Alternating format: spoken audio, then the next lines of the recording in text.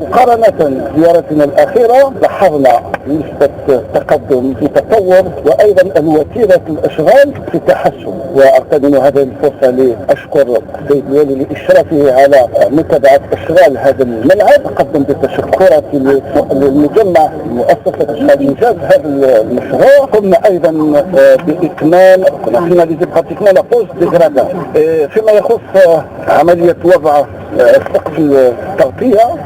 Donc la charpente et la couverture de ce stade فيه أيضا تحسن، ونسبة هذه العملية تفوق 65%.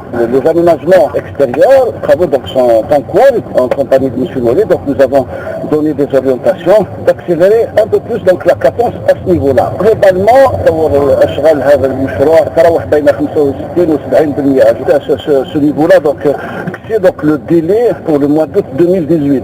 أملنا بتسليم هذا المشروع قبل افتتاح وبداية الموسم الرياضي ل 2018-2019 إن شاء الله. كان ديلي ريزونابل.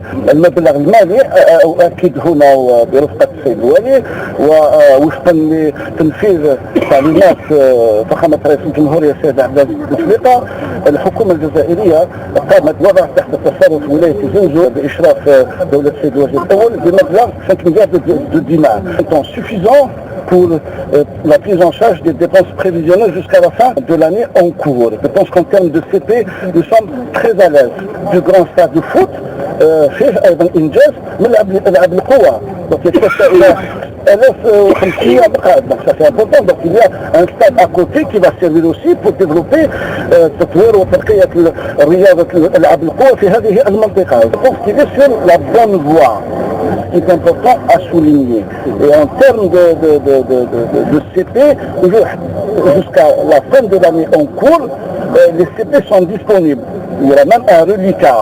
Et pour l'année 2018, il y a déjà un engagement pour mettre à la disposition de la wilaya une enveloppe supplémentaire. Je pense qu'Inch'Allah, de ce côté-là, nous sommes tranquillisés.